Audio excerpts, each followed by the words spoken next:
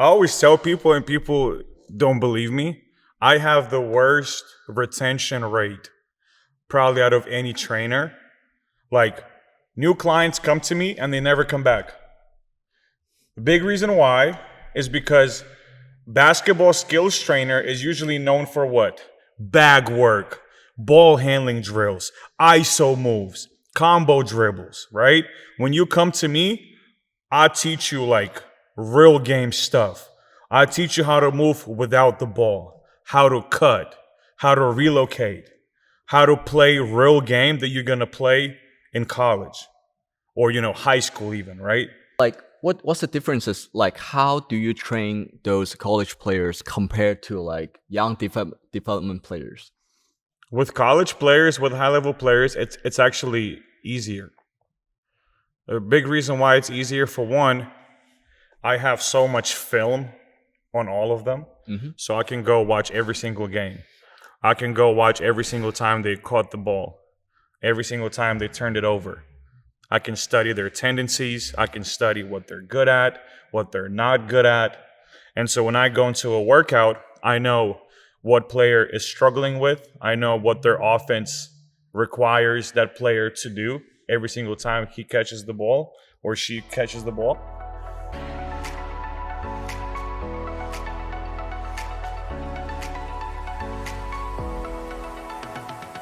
All right, what's up, everyone? Welcome to the Andwhybasketball. My name's Andy, and I'm here. I'm really welcome to invite our guy, P. Thank you for having me, bro. How you doing, Peter? Good, you? Yeah, I'm doing pretty good. All right. You got the whole setup here. Yeah, for sure. Fancy. It's my first podcast ever, and I really appreciate that for letting me to do the podcast. First or Yes. fourth? It's the first. First, okay. That's dope. Thank you. Yeah. How you doing I feel today? special, Andy. Yeah. I feel good. Yeah. Good. Had a long day, but Yeah. I know as a personal trainer, I know that you've been doing a lot of years, and I can see the process and kind of success in the social media. And I have some questions for you at first. Go ahead. Okay, so the first thing is, why 90-10? Like, what does the idea of 90-10 come from? What do you think 90-10 is? So, like for me, 90-10 means like 90% and 10% mean 100%. That's Okay, what but I'm thinking 90% of what? People think 90% mental and 10 what? 10% what? like talents, Physical. physical. But that's like not what mine is. Mine, when I first started training, right? I didn't start training, high level players. I started training like really terrible kids, like kids that couldn't dribble and walk at the same time. Like you players. So anyway, so they would come to me, right? Like once a week, and we'll work on a specific skill. And then they would come to me next week, and we're trying to work on that same skill. And you can tell that they did not do anything during that week since the last time they saw me to actually work on the stuff that I taught them. So, I kind of came up with a concept that I would always tell players. I was like, 90%, it's your responsibility to work on your game and use the tools that I give you and implement them in your game. And work on everything outside of just the workout that you do with me 1 hour a week. And then 10% is responsibility of mine to give you the tools, give you the skills, give you the knowledge, teach you. That's what 90-10 stands for with me. So yeah. Awesome. Yeah. So it's more like 90% on players' effort. Yeah, I can't, if you come to me 1 hour a week, how much responsibility can you really, put on me? Unless you come to me I have players that come to me 4 or 5 times a week. Then, then I can definitely, take a little bit more responsibility, for what I do with the player. Yeah. But if you come to me, a lot of people come once a week. Some people come once every 2 weeks. So brother, I can't do much for you. It's just like studying. If you study just an hour for a week, right, how are you gonna get 4 A's, right? Right. And it happens all the time. Players come to me, I teach them one thing, they come next week, and they forgot everything I taught them. So that's a big issue. Big issue till this day with a lot of players. So that's true. Always remember what you've learned from the lessons. Yeah. Hmm. So besides from like training, like I know that there are tons of kids they trying to walk up and say, "Hey, Coach P, I would like to learn from you, and like, Yeah. how can I learn from you?" Like, so when they first come to your training workouts, like, what would you want to remind them the most? That basketball is a simple game. A lot of I always tell people, and people don't believe me. I have the worst retention rate probably out of any trainer. Like, new clients come to me and they never come back. The big reason why is because basketball skills trainer is usually known for what? Bag work, ball handling drills, ISO moves, combo dribbles, right? When you come to me, I teach you like real game stuff. I teach you how to move without the ball, how to cut, how to relocate, how to play real game that you're going to play in college or high school even, right? Yeah, for sure. So players come to me, they expect Instagram and TikTok stuff in the gym. Hmm. And I always tell people my Instagram and TikTok is a totally different world from what my gym stuff is. When you're in the gym with me, we'll work on one very simple skill for an hour. On Instagram, TikTok, I gotta entertain. So I gotta give you 5 moves how to break ankles, 10 moves how to bully your defender, right? Like, I gotta give you, like, I gotta entertain on socials. But when it comes to my actual work, like in the gym, I'm gonna give you real stuff that's gonna translate. And a lot of kids don't want that. Kids want to go to skills trainers and kids want to work on isolation moves. Yeah, I can tell. They can feel like they're playing like pickup games and killing by all the moves, but actually, they take like 15 seconds to hold the ball all time, which is not cool. Did you like go watch KU play? There's no isolation. Go watch UConn play. No isolation. You catch the ball, you're either going to shoot it, one dribble drive, kick it, or you're just going to pass, swing, swing, swing. Cut, catch it, layup. Very, very simple game. And I'm trying to teach that to players, but players don't want that. And that's been the biggest issue with why players are not coming back, because players would rather go to a trainer that would teach them a combo move that consists of 20 dribbles, and that makes them feel happy. And that makes them feel like they actually work on something, when in reality, you're getting worse. So that's Yeah, it. that's not how the basketball works. Really not. Yeah, cool. Well, like I've been helping Coach P with a couple of training sections before, and I can tell whenever he trains the players, he's not like, "Oh, I'm gonna teach you 10 drills at one time." He's gonna be really specific in all the drills, maybe one or two at one time, but he's gonna make it in detail. Just And one concept. We pick one concept and we just stick to it.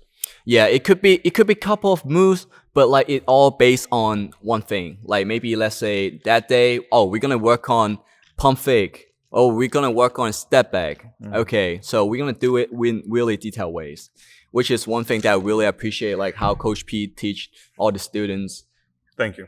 in the court. Yep. Yeah. Besides some like training, let's talk about a little bit about like social media. I know that like he is an influencer. Yeah, like he's got 1 million followers in Instagram and 2.5 million followers in TikTok. Yeah. And like, how do you like trying to promote the basketball by social media? I think I'm one of very few accounts that gives out consistent value on TikTok and Instagram for free every single day. Like, people don't understand, but to make one video 90 seconds long might take 2 hours to film, and then another hour to edit, and then another 2 hours to find clips from the NBA that you can use in your content to show, like, hey, this is me doing it and this is NBA guy doing it. Like, people don't understand how time consuming that is. So I'm trying to provide as much free value for people all over the world. And Hong Kong is my second biggest after the US. Low key, yes. Second biggest location is Hong Kong on both Instagram and TikTok. So So I'm trying to give out free content, right? I obviously have like my online stuff where it's like more in depth, detailed content that only costs $4.99 a month, and people still complain about it, saying that's too much. But that's just how it goes. Like people on social media are spoiled because you give away so much free stuff that they expect everything free, free, free. Like that's the biggest problem. But I grew. My biggest growth on social media happened during COVID. When COVID hit, I wasn't allowed to have anybody here in the gym. So it was just me here. I would come here like early in the morning, bring like 10 outfits with me, shoes, hella shoes, and I would just film like 20 videos every day. That's crazy. And I will 20 push out videos. like 5, 6 videos a day on TikTok and Instagram. I will just produce content heavy, and that was my biggest boom during COVID. Like I was pushing out content like a psychopath. And yeah, bro. And since then, I kind of figured out what works, figured out how to evolve, how to adjust my content, you know, and it's been dope. It's been dope seeing that growth, and I've never thought I will reach 1 million followers. Like that's crazy. Yeah, absolutely. Like I remember last year when I first followed P, he has like around like 600,000 followers, Yeah. and the next year he is 1 million. So congratulations. Thank you. Thank you. Yeah, I hope you keep working on like the YouTube, like the real stuff, because Yeah. it's not only like grabbing people's attention. It's actually some real stuff that you're gonna use it like in real life, in real game situations. And I know that like some people like they kind of like getting all stuff for free. Oh, I'm just gonna learn it for free. But to be honest, I can see the effort like Coach P did in the game. And like if some people they really want to try to grab some more, they would just DM them, just DM Coach P. You shoot your text, maybe join one class, and you have a lot of stuff that you can learn. Like I know that you have like a lot of like online classes Yeah. that you can do it for, like no matter what position that you're playing for. Just go take a look, search for it. I mean, I'm not like trying to sell him, but this is not a proposal like trying to sell it, sell it for Coach P. I didn't get any discount count. I'm sorry about that. But if you want to just get in progress, it's time to take a look for it. How much discount can you get on $4.99, dude? Come on, now. I can't give you a That's promo insane. code on that. So yeah. All right, cool.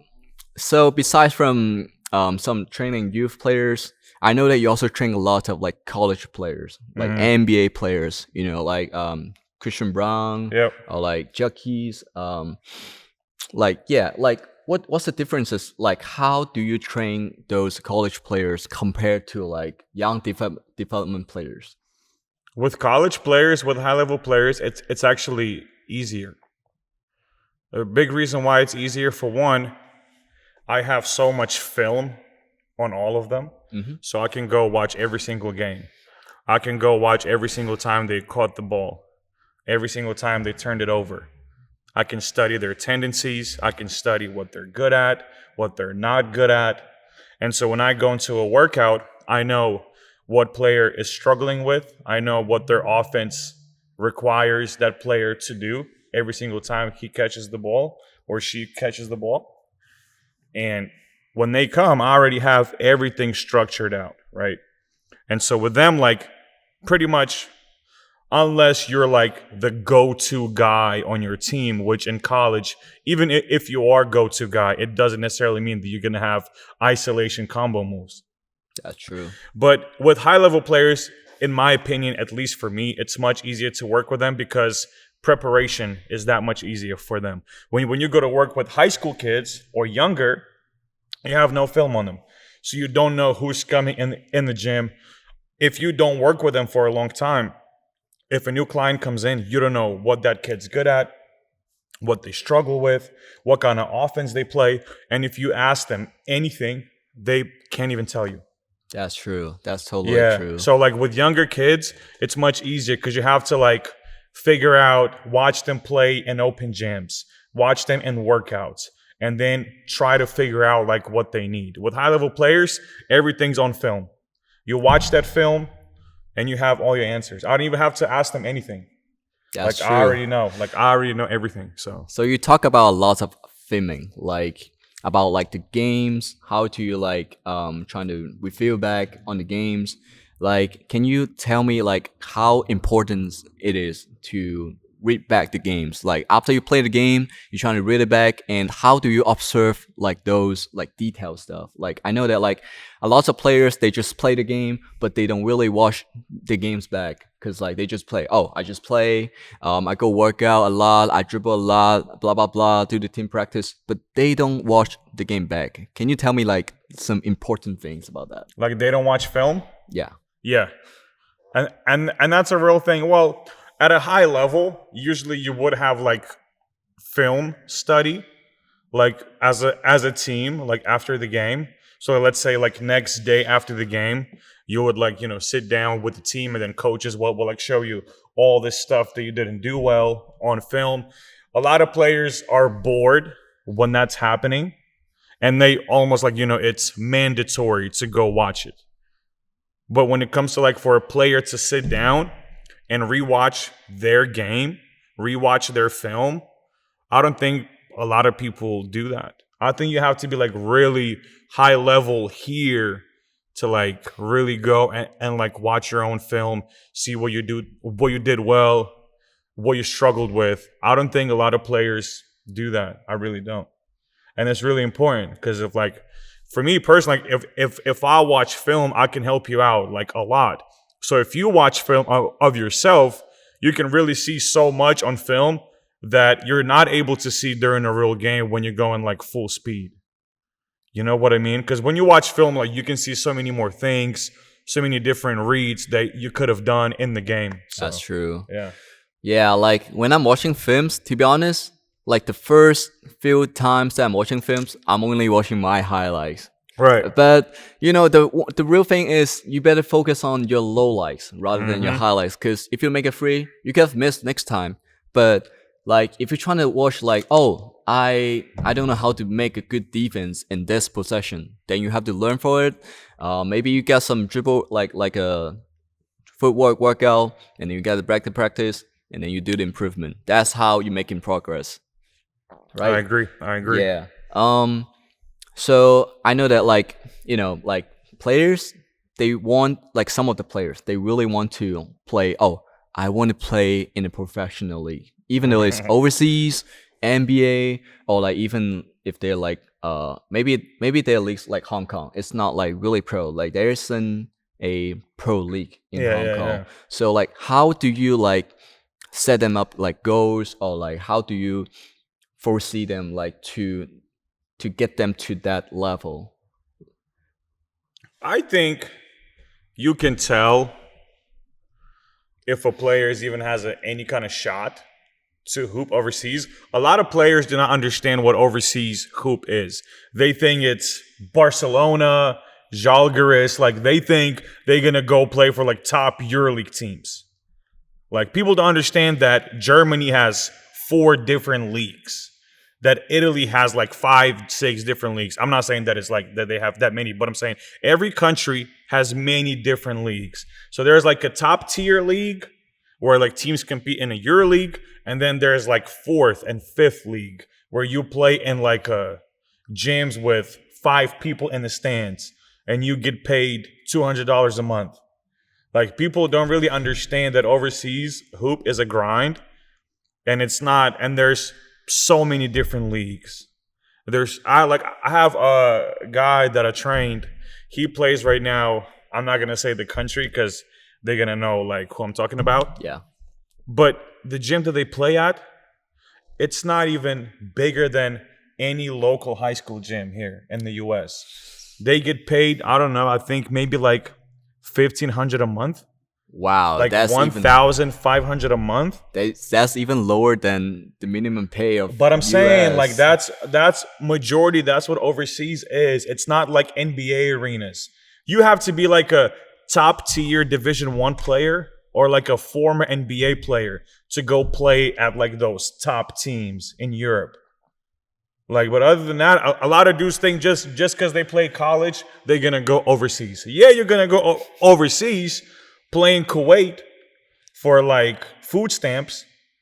You know what I mean? Like, so it's very tough to like. under like get players to understand that overseas is like not what they think it is, right? So like usually I'm trying to be real with the people that I train. Yeah, for sure.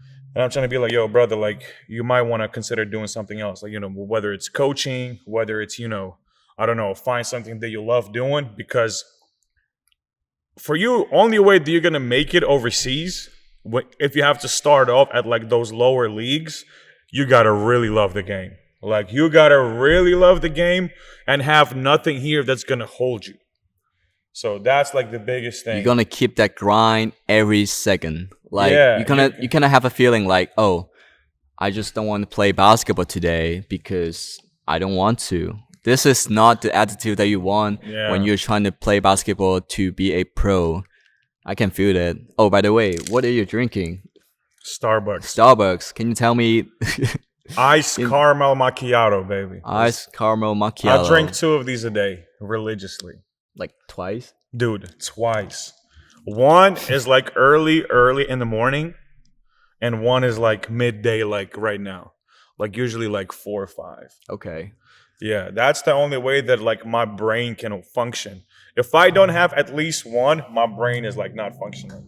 I can tell. Like, I mean, I'm not a caffeine taking guy, but I can tell like some people they really need the caffeine to help their brains work. Otherwise, if I'm not gonna have this at least once a day, like I won't function. I'll be like just sitting like spacing out. That's cool. Yeah. Joey's the same way.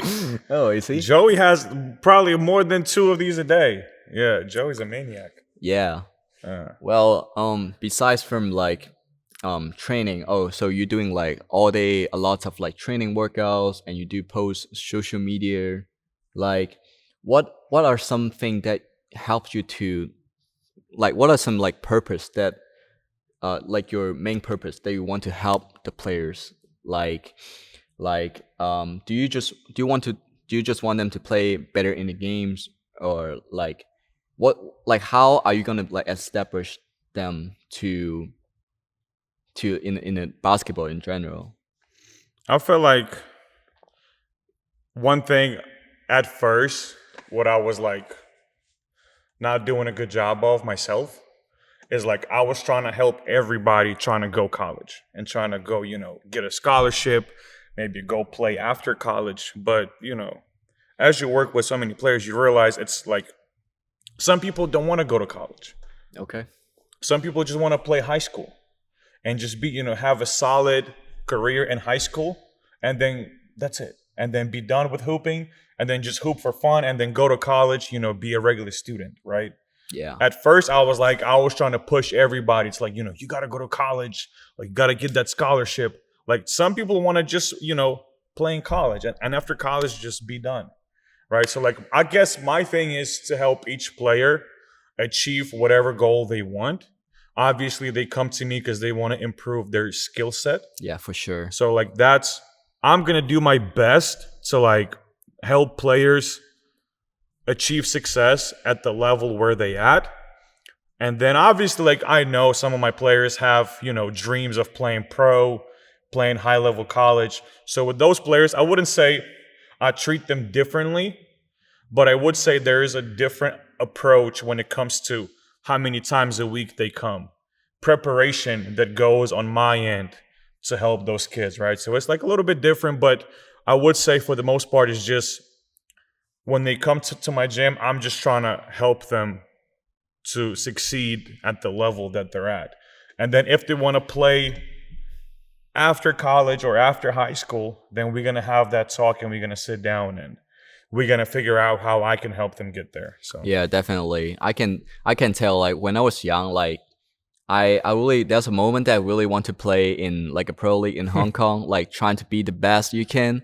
But as long as I feel like, like, my physical level couldn't just follow up with those players.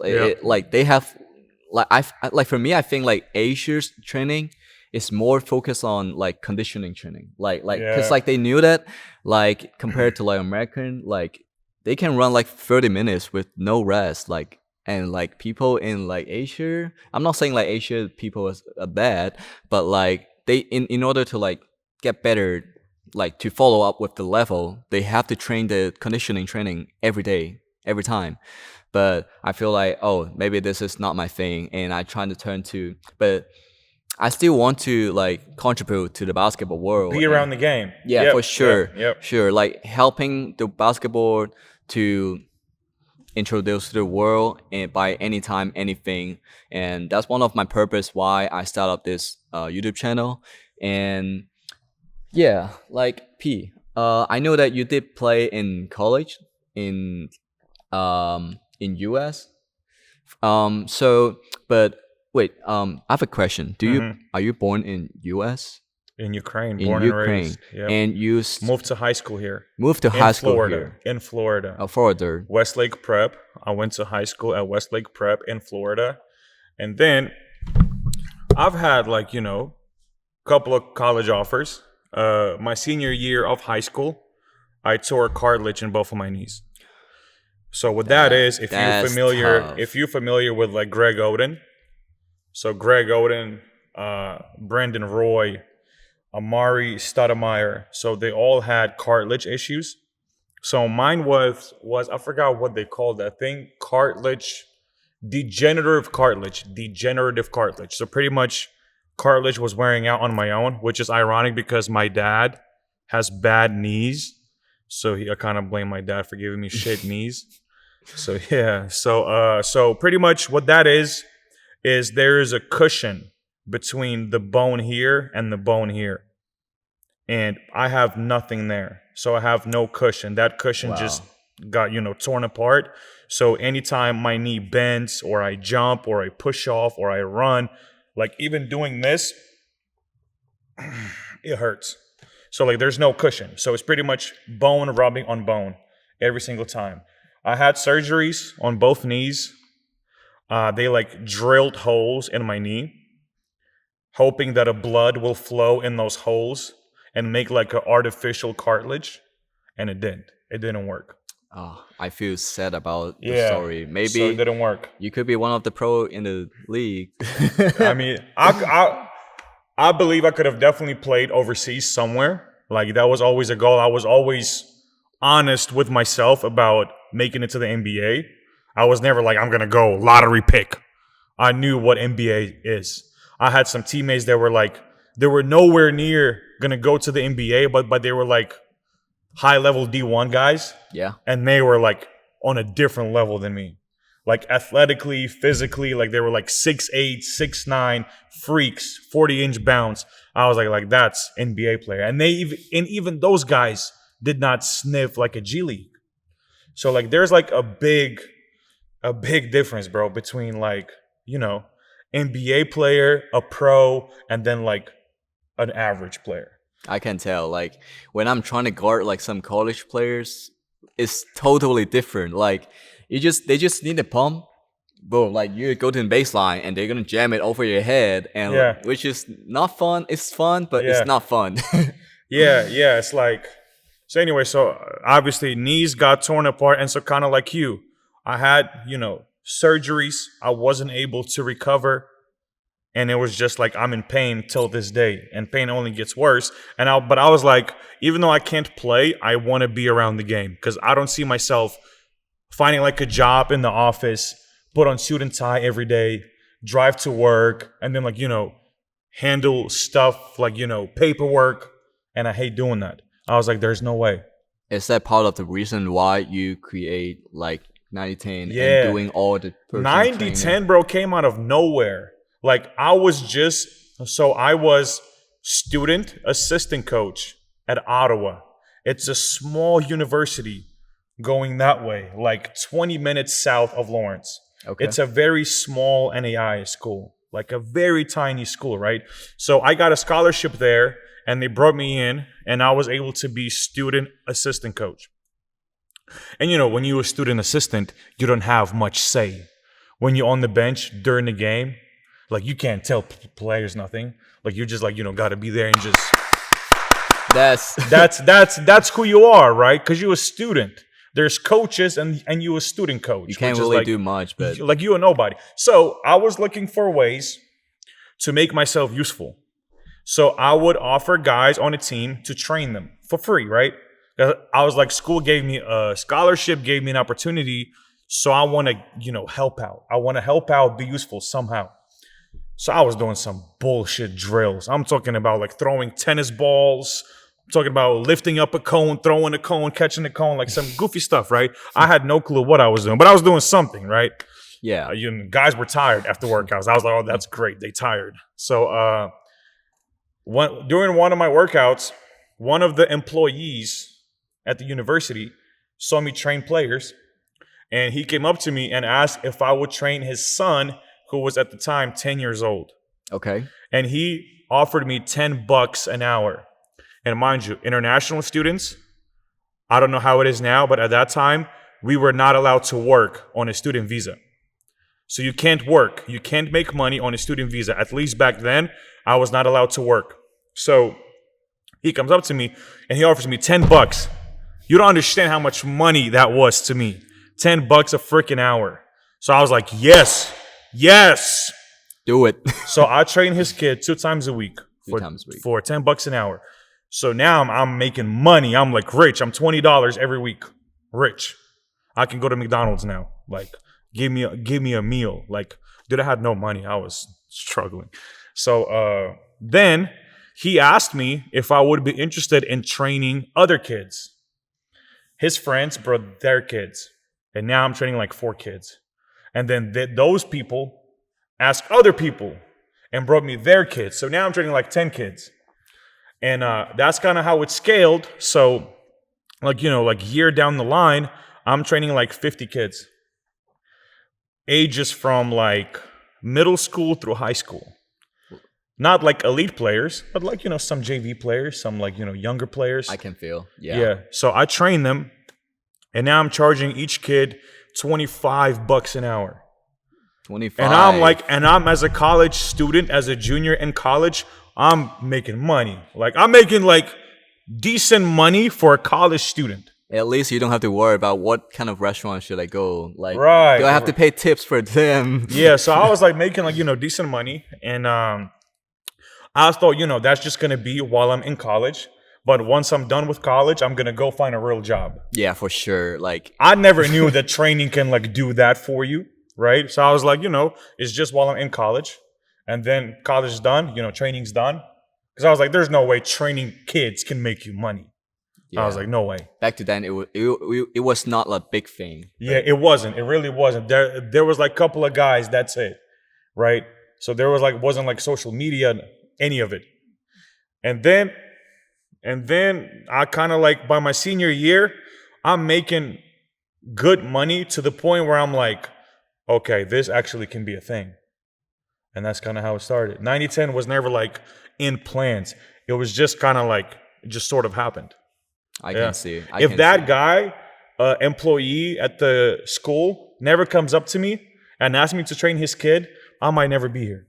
Yeah, I can see like opportunities, and if you have all the things set up and you've had opportunities, when they mix up, something's gonna happen. Yeah, it's just happened like randomly, bro. So I'm grateful to that guy, Briley Rivers. That was his name. And his son was Cody. Like, though, that's the guy that kind of like initiated all of it. And like, started the inception of like 90-10 and me as a trainer, and like me even thinking this is possible. So yeah. I can definitely tell, like, you kind of help him to become what nowadays Peter it is. Yeah. No. Shout out Briley Rivers. For sure. Appreciate that. Yeah. Okay. So besides from your training, I want to see some interesting stories from any NBA players or any college players. Is there kind of like interesting stories or like kind of weird things that happens in the training? Yeah. Like one weird thing, I'm not going to tell the NBA guy's name. It was in Cali. We did a little workout with the NBA player. And when he shoots free throws, you know how like a player would shoot, you'd stand under the rim to get his rebound and give it to him. Mm-hmm. His thing was when he shoots, you have to like move, and you can't stand under the rim. he makes a shot, then you go back in, get that rebound, and give it to him. That was like his like thing. Oh, Yeah, that's I was like, okay, like it was weird. that's a little bit But in common, but but other than that, like I hate naming names, so I'm not gonna say that. But like yeah, for sure. one of the players that I was like super hyped to work with, he was playing in the NBA, still is. And when he came to a workout, I was like, dude, he's about to tear the rim apart. Like he's about, because he's like athletic freak. I was like, this workout was about to be crazy. And it was the most lamest, most boring workouts I've ever been a part of. It was like disgusting. Like I wanted to end it, and everybody, like all of my interns at that time, were feeling the same way. It was like awful. Like the dude didn't care. Body language was trash. Yeah. A lot of people, I'll say this.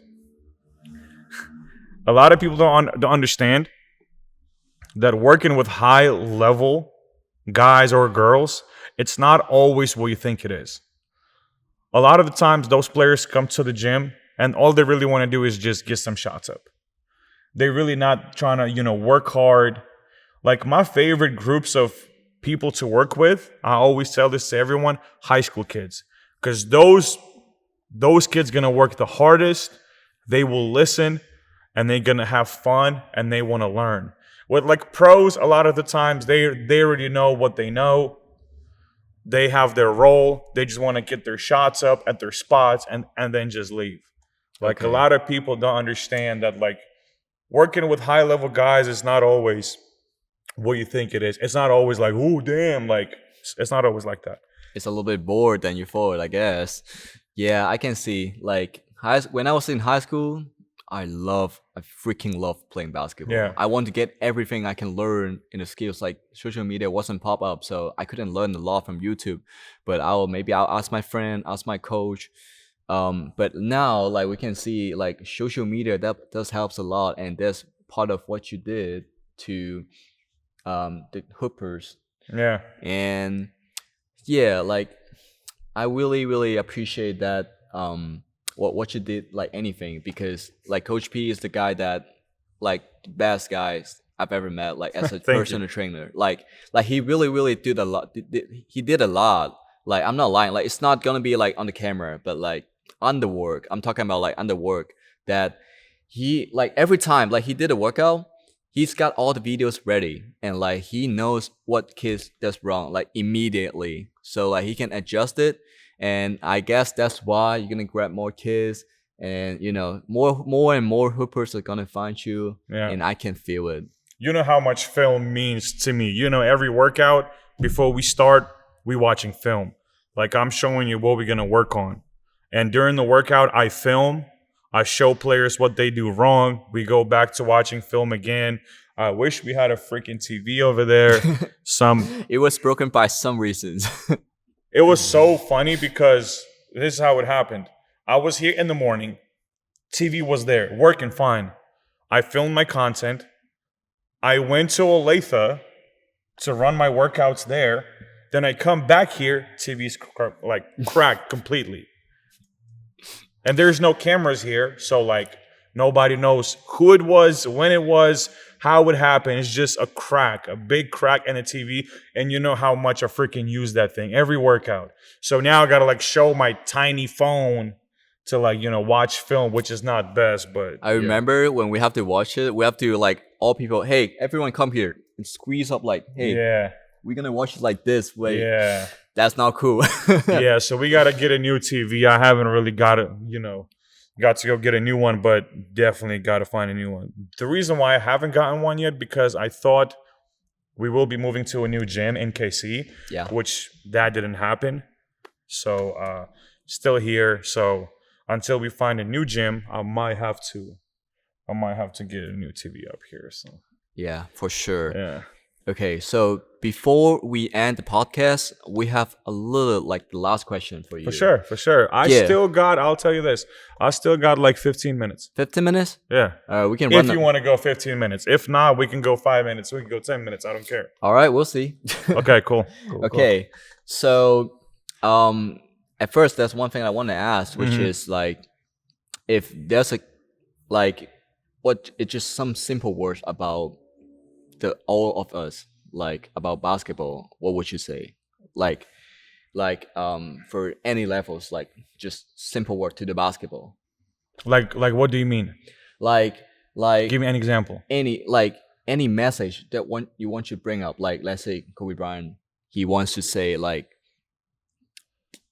if you're gonna work out, like I don't know if you heard like about one of the reels that he did. Like, Okay, I get it. you get it. Yeah. All right. My message is develop yourself, not skill set. Develop your body in the weight room. If there's one thing I wish I would have done as a player, I wish I had somebody helping me in the weight room. I never really did weights. I hated weight room. Nobody was really educating me about the importance of lifting weights and developing your quads, your hamstrings, your calf muscles, your back, like your shoulders, all of that, right? So I just, I would go on like concrete, play like, against dudes 1v1 or 2v2. I will jump, dunk, land, no warm up, no stretching, no recovery, no icing, no weight room, none of that. I would just hoop, right? And I never really took care of my number one asset, which was my body. And then that's why at a very young age, my body just failed me. So if there's one message I can give to all the hoopers, is develop your body in the weight room. And that should be like a number one thing. Like, look at LeBron. Like, come on. Like, that longevity is crazy. And obviously, some of that has to do with, DNA. His genetics are crazy, obviously. Yeah. But if you can, prevent your injuries from happening, like, weight room's going to do that for you. So if there's one thing I can leave, like, all the hoopers with, it's not even with skill work. It's just, like, develop your body because you only have one. And if you're not going to take care of it, at one point, it's going to give up on you. So yeah, that's one thing I can tell is that when I'm trying to play like last year, like before I went back to US, I was like 85 kilograms. But now I'm like 77 kilograms, which is I dropped like around 18 to 20 pounds, which is really nice because I don't feel like my weight. I grew up a little bit, but like I just jump higher. I can move faster. Yeah. Like it really matters. Like you don't really need a lot of skills to be like that. You just go to the gym, like doing on your like work on your nutrition stuff. This is gonna help. I'm not lying. Like if your body is ready, you're already ready for a half. If your skills and body and mentality is ready, I can tell. Like you'll be good. I'm not lying. Without a body, skills don't matter. Cause like I believe I've had good enough skill set, but I couldn't move. Like my knees were shot. Like I couldn't run, I couldn't jump. So I'm like, I was cooked. So like I wish somebody was like telling me that. And we didn't have resources, obviously. Like there was no like real resources, like no social media to like learn for free from. Like obviously, so I was just like, like have like no quads, like nothing, bro, and it hurts. Like it hurts that I've never done that. So. I guess that's why you turned to a personal trainer. yeah, shoot. Yeah, man. That's one thing I will tell all the hoopers. Develop your body, for sure. All right. I guess this is the end of our podcast. Well, once again, appreciate that. Thank you, Peter. My guy, thanks for having me. First podcast. Yeah. It's legit. All right, and here is the Instagram and TikTok link below. If you want to check it out, just go ahead. And it's Andwhybasketball. I'm Andy. Let's get it.